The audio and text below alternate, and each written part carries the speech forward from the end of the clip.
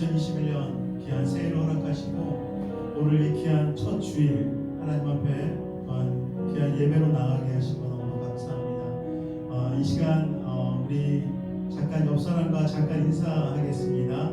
새해 복 많이 받으십시오. 새해 복 많이 받으십시오. 네, 하나님의 복이 올 한 해 우리 개인과 가정과 이 교회에 넘칠 것을 믿습니다. 오늘도 우리를 부르신 하나님 앞에 새로운 마음으로 또한 새롭게 시작하는 첫 마음으로 하나님을 높여드리는 귀하고 거룩한 예배 되길 원합니다.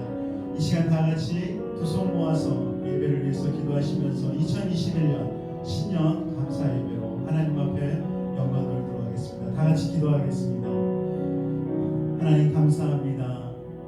저에게 귀한 2021년 새해를 허락하시고 전능하신 하나님 앞에 나와 올 한 해도 하나님이 함께 하실 것을 믿고 또한 기대하며 믿음으로 귀한 예배 가운데 나아가게 하시며 너무 감사합니다. 하나님 이 시간도 저에게 새로운 마음과 또한 계획과 결단을 허락하셔서 올 한 해 하나님 안에 거하며 하나님과 동행하는 한 해가 되기를 원하며 이 시간도 간절한 마음으로 주 앞에 나가는 귀한 시간 되게 하여 주시옵소서. 이 시간에도 존귀하신 하나님 한 분만을 높여드리기를 원합니다. 주님 홀로 영광받아 주시옵소서. 예수님의 이름으로 기도드립니다. 아멘.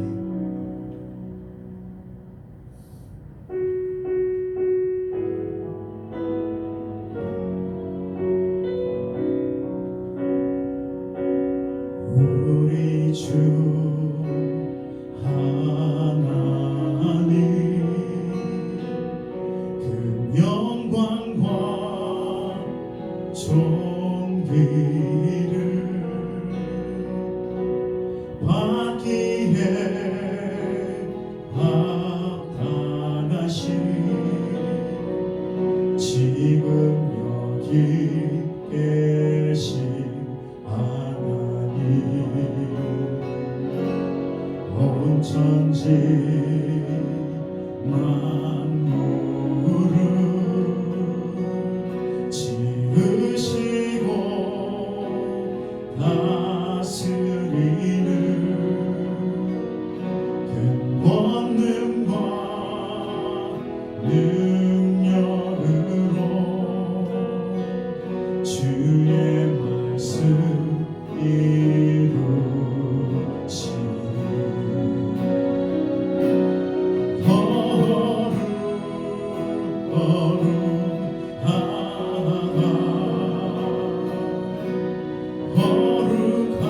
거룩하다 주 하나님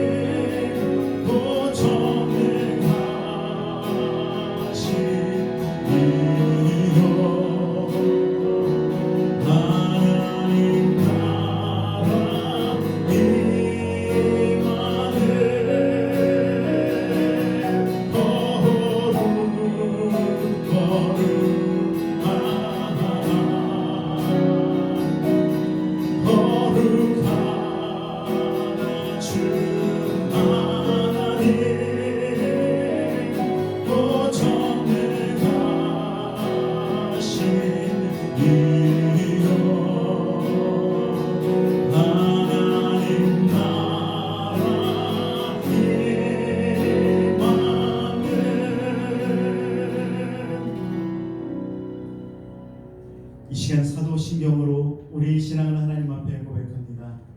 전능하사 천지를 만드신 하나님 아버지를 내가 믿사오며 그 외아들 우리 주 예수 그리스도를 믿사오니 이는 성령으로 잉태하사 동정녀 마리아에게 나시고 본디오 빌라도에게 고난을 받으사 십자가에 못 박혀 죽으시고 장사한 지 사흘 만에 죽은 자 가운데서 다시 살아나시며 하늘에 오르사 전능하신 하나님 우편에 앉아 계시다가 저리로서 산자와 죽은 자를 심판하러 오시리라.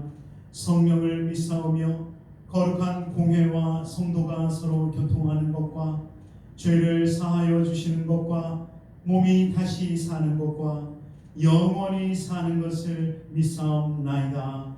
아멘.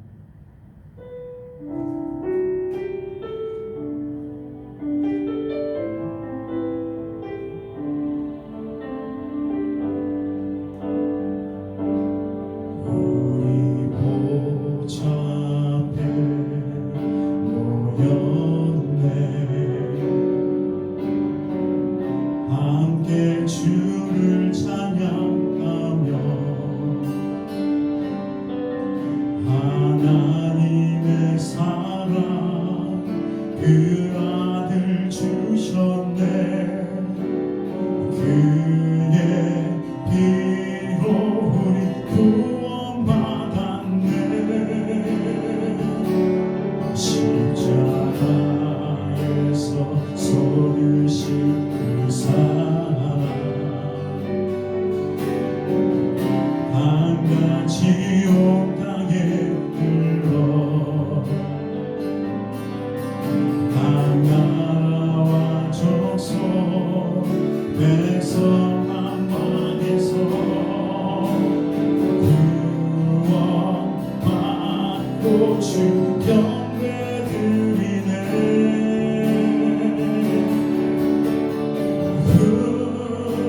구원하심이 보좌에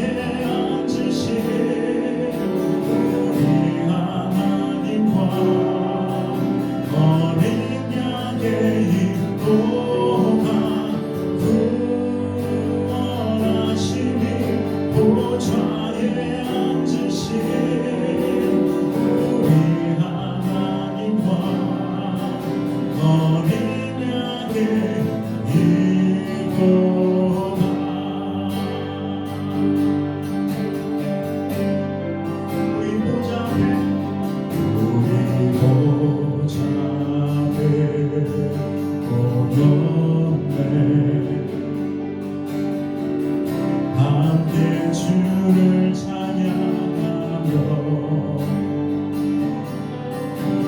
하나님의 사랑 그 아들 주셨네. 그의 피로 우리 구원받았네. 십자가에서 쏟으신 그 사랑 강한 지옥 땅에 흘러 각 나라와 족속 백성 만방에서 구원받고 주 경배 드리네.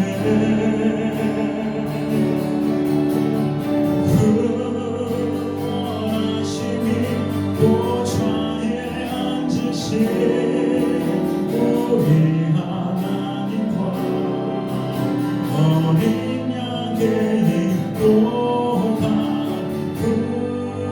구원하심이 보좌에 앉으신 우리 하나님과 어린 양의 인도가 구원하심이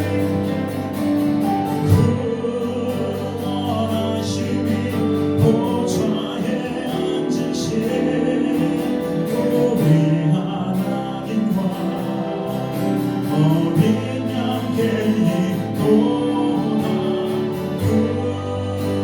구원하심이 보좌에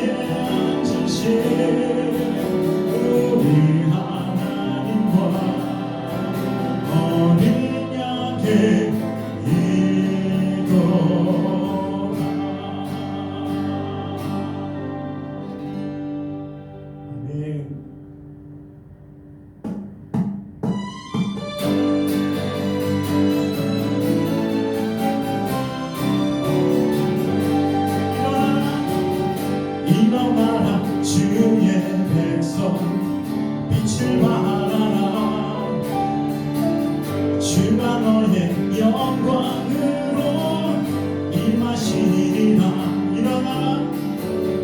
일어나라 주의 백성 빛을 발하라 주가 너의 영광으로 임하시리라 온 세상이 어둠 속에 헤매고 있지만 주가 너와 함께 계셔 회복을 나리라 빛을 발하라 만백성이 너의 빛을 보고 사방에서 나오네 일어나라 빛을 발하라 만백성이 자유함을 얻어 기뻐하노라 일어나라 주의 백성 빛을 발하라 주가 너의 영광으로 임하시리라 일어나라 주의 백성 빛을 발하라 주가 너의 영광으로 임하시리라 온 세상이 어둠 속에 헤매고 있지만 주가 너와 함께 계셔 회복을 명하리라 일어나라 빛을 발하라 만백성이 너의 빛을 보고 사방에서 나오네 일어나라 빛을 발하라 만백성이 자유함을 얻어 기뻐하노라 일어나라 빛을 발하라 만백성이 너의 빛을 보고 사방에서 나오네 일어나라 빛을 발하라 만백성이 자유함을 얻어 기뻐하노라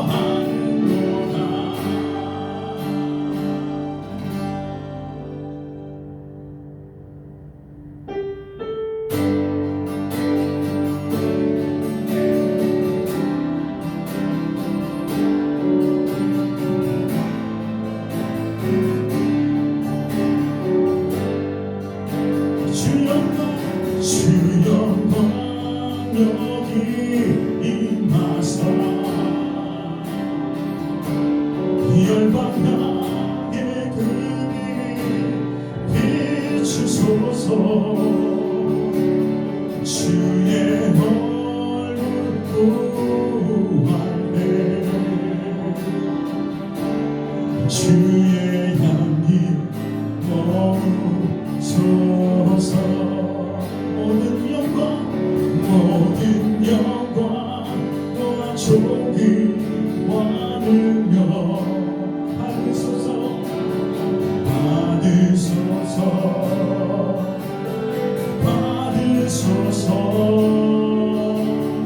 영광과 존귀와 능력 받으소서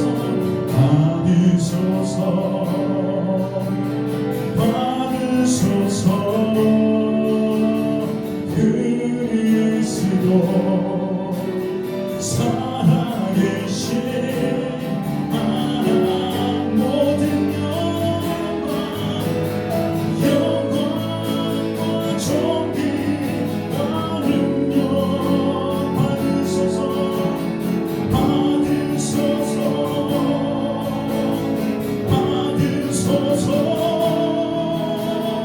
영광과 존귀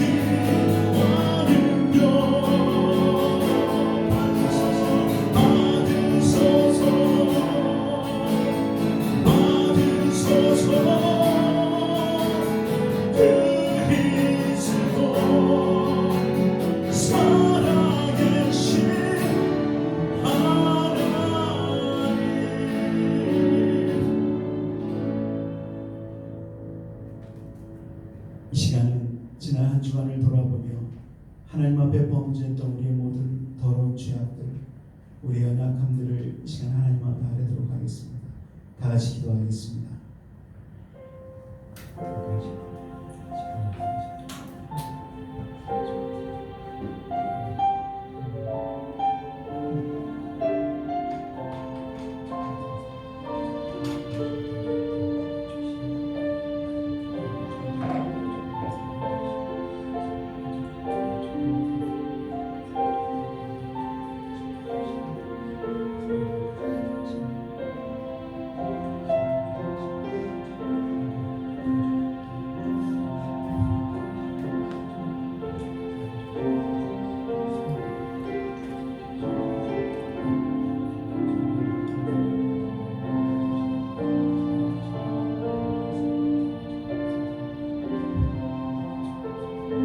만일 우리가 우리 죄를 자백하면 그는 미쁘시고 의로우사 우리 죄를 사하시며 우리를 모든 불의에서 깨끗하게 하실 것이요. 아멘.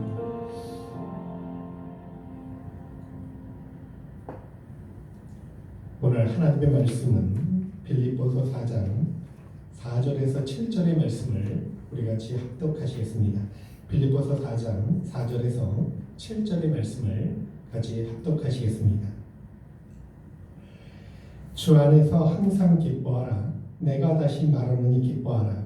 너희 관용을 모든 사람에게 알게 하라. 주께서 가까우시니라.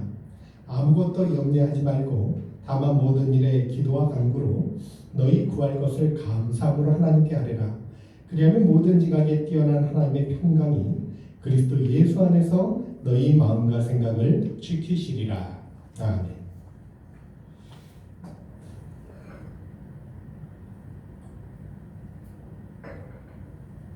오늘은 감사기도로 염려해서 승리하는 복된 성도들이라는 제목으로 함께 이 신년 주일 예배 은혜의 말씀을 나눠보겠습니다.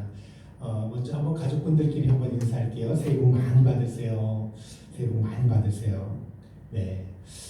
올 한 해 저와 여러분의 가정에 우리 예수님의 은혜와 하나님의 사랑과 성령이 교통하시는 종이 정말 넘쳐나시기를 주님의 이름으로 축복합니다.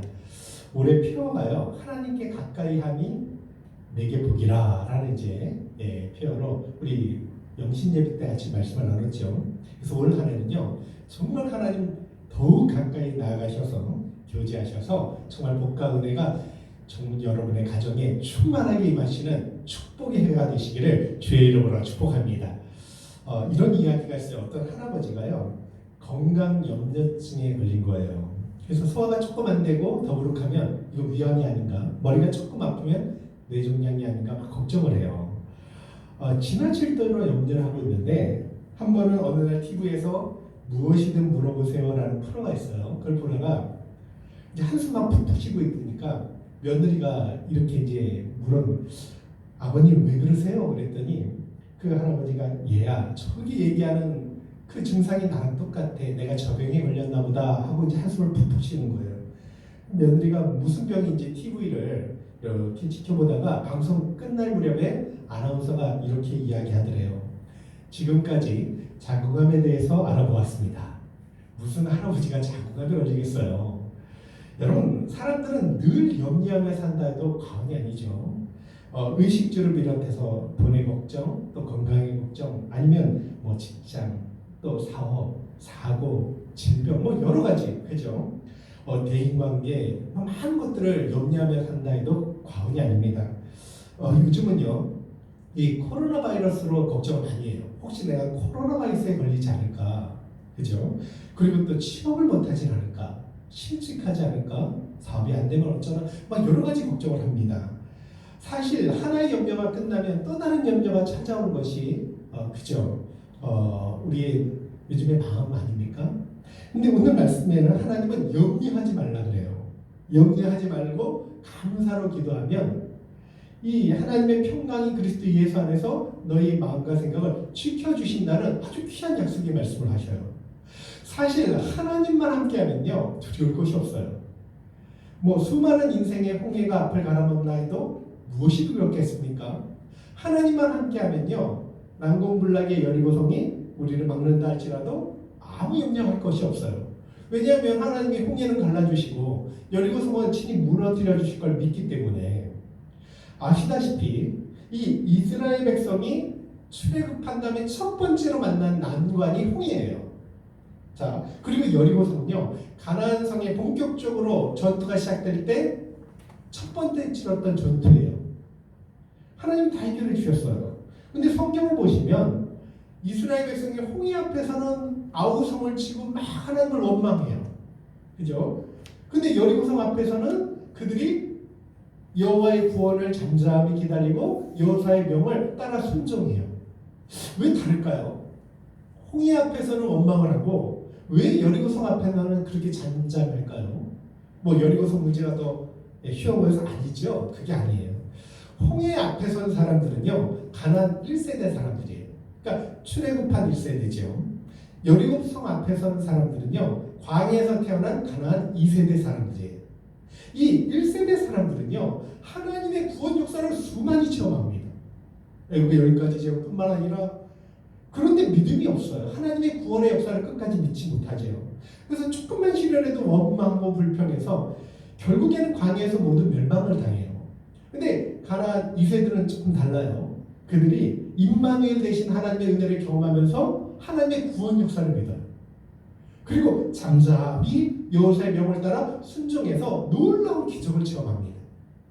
이런 이유로요, 올 한해요, 저와 여러분 앞에 어떤 장애물이 놓여있나 할지라도 하나님이 우리와 함께 하시고 구원 역사 일으켜 주심을 굳게 믿으실 수 있기를 주님의 이름으로 축복합니다.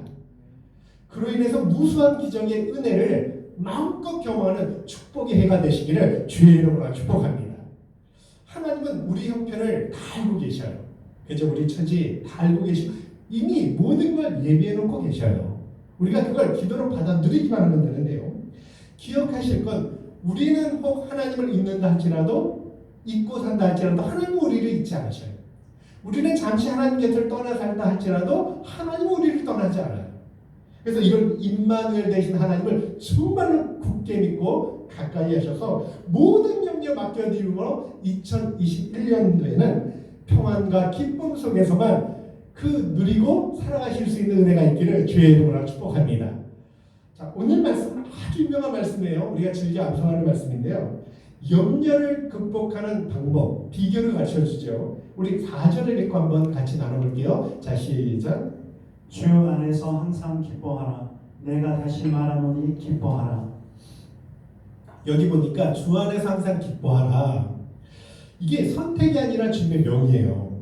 사실 기쁨은요, 빌립보서 전체 주제예요. 빌립보서가 4장으로 된 짧은 편지로 되어 있거든요. 그럼에도 불구하고 기쁨이라는 단어가 17번, 그러니까 그런 표현이 17번 나와요. 대표적인 말씀이 빌립보서 2장 17, 18절인데 한번 읽어볼게요. 자, 시작. 만일 너희 믿음의 재물과 섬김 위에 내가 나를 전제로 드릴지라도 나는 기뻐하고 너희 무리와 함께 기뻐하리니 이와 같이 너희도 기뻐하고 나와 함께 기뻐하라. 네, 이렇게 기뻐하라, 기뻐하라 계속 나오죠. 그래서 빌립보서를 기쁨의 편지라고 이야기합니다. 근데 주목할 건 바울이 항상 기뻐하라고 명하는데 항상 기뻐한다는 건 솔직히 인간적으로 불가능해 보여요. 우리 인생사는요, 기쁜 일만 일어나는 게 아니잖아요. 괴롭고 슬픈 일도 많이 일어납니다. 때로는 우리가 여러 가지 실패도 경험하고요, 인간관계의 어려움도 경험하고요, 사랑하는 사람이 죽기도 하고요, 뿐만 아니라 억울한 일도 당하고요. 그 여러 가지를 경험하는데 어떻게 항상 기뻐합니까? 그럼에도 빌립보 교회를 향해서, 성도를 향해서 기뻐하라, 기뻐하라. 왜 믿는 자들은 기뻐하며 살아가야 될까요? 그 이유는요, 우리가 죄에서 구원받아서, 그죠? 영원한 형벌에서 구원받고 주님과 함께 그리스도 안에서 연합한 자가 되었기 때문에 기뻐하라는, 연합한 자가 됐다는 건요, 주님이 십자가에서 우리 죄에 대해서 죽으실 때 우리도 함께 죽고, 주님의 의에 대해서 살아나실 때 우리도 그와 함께 살아났다는 걸 이야기하는 거예요. 만약 어떤 사형수가 자기 죄값으로 이제 죽을 날만 기다리고 있습니다. 근데 그 사람의 죽음은 단지 이 땅에서의 죽음만이 아니에요. 영원한 형벌을 받을 죽음이에요. 죽어서도 계속 형벌을 받아야 돼요. 근데 누군가 나타나서 대신 죄값을 실어주시고 단번에 그를 구원해주고 살려준 거예요. 한순간에 죄값을 모두 탕감받고 영원한 기쁨과 복락을 누릴 수 있는 은혜를 주셨다는 거예요. 얼마나 기쁘게, 그게 구원받은 기쁨이잖아요. 주님이 이 구원의 기쁨을요, 임란 달란트 탕감받은 자의 기쁨으로 그렇게 표현하거든요. 한순간에 모든 빚을 다 갚아받는 얼마나 기쁘겠습니까? 또 이 기쁨이요, 항상 우리로 하여금 기뻐할 수 있도록 힘을 준다는 거예요. 바울이 빌립보서를 쓸 때는요, 로마 감옥에 갇혀 있을 때, 감옥에 갇혀 있는 사람이 감옥 밖에 있는 사람들한테 기뻐하래요. 그러니까 도무지 기뻐할 수 없는 상황. 그것도 죄를 지어서 감옥 간 게 아니라요, 억울하게 복음 전하다가 고난을 당해서 감옥에 들어간 거예요. 그럼에도 항상 기뻐하라.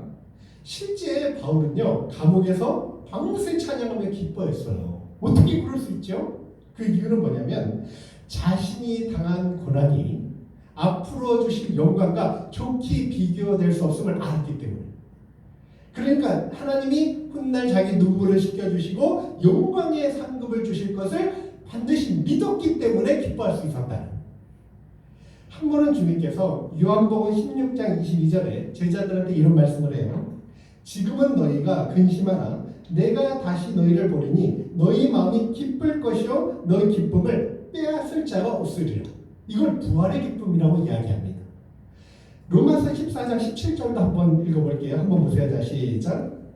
하나님의 나라는 먹는 것과 마시는 것이 아니요 오직 성령 안에 있는 의와 평강과 희락이라.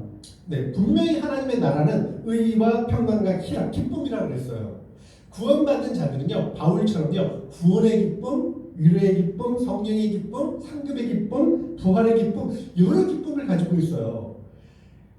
우리가 주님의 명을 따라서 항상 기뻐하며 살면 하나님도 기뻐하실 줄로 믿습니다. 2021년도는요, 정말 주의 명을 따라 항상 기뻐해서 주님 앞에 영광 돌리는 복된 삶이 되실 수 있기를 주님의 이름으로 축복합니다. 우리 5절 한번 읽어볼게요. 자, 시작. 너희 관용을 모든 사람에게 알게 하라. 주께서 가까우시니라. 이 당시 빌립보 교회를 보면요, 관용하기가 어려워요. 왜냐하면 여러 가지 공격을 받고 있어요. 아마도 율법주의자 아니면 이교도들의 그 방해, 해방, 공격을 받고 있습니다. 사람은요, 자기 형편이 좀 좋을 때 마음의 여유를 가져요.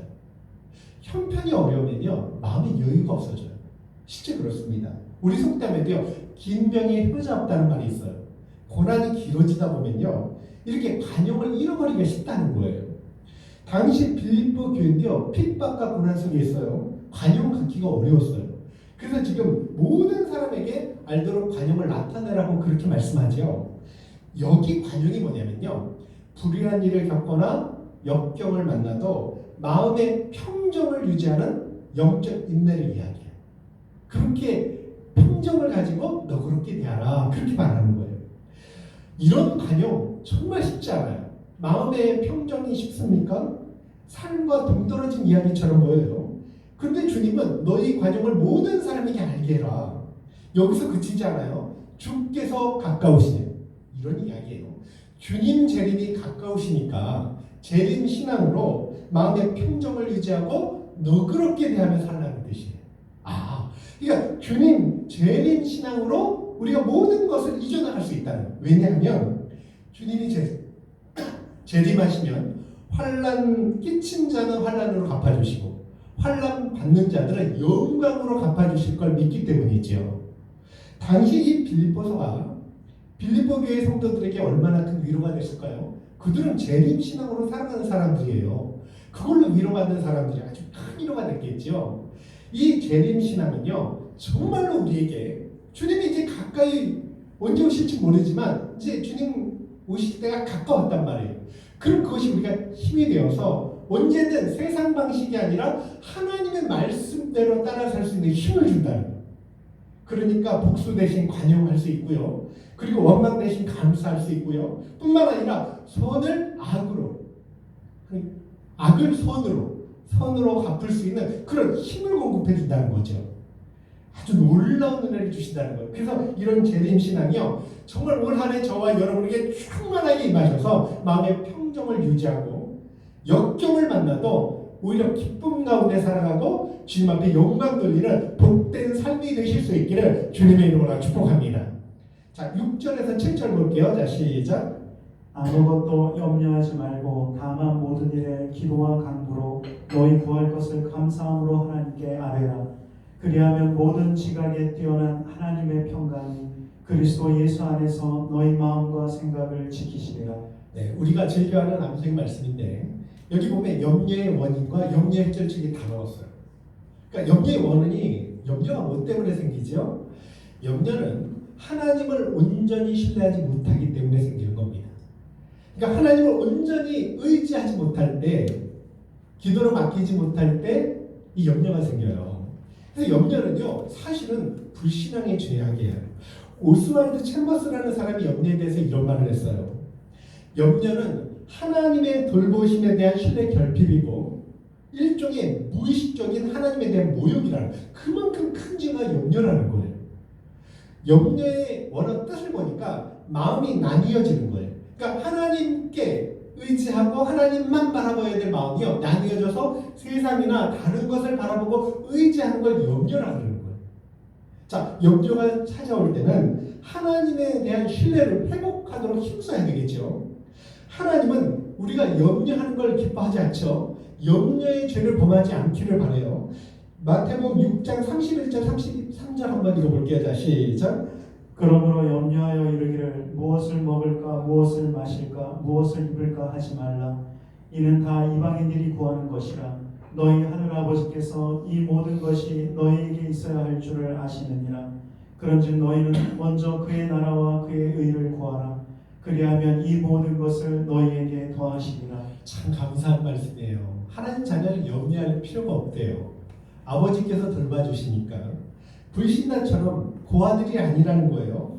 하나님은 당신을 믿고 의지하는 자들의 인생을 책임져주셔요. 친히 모든 걸 예배해 주시고 항상 선한 길로 인도하시고 영적으로 좋은 것만 주셔요.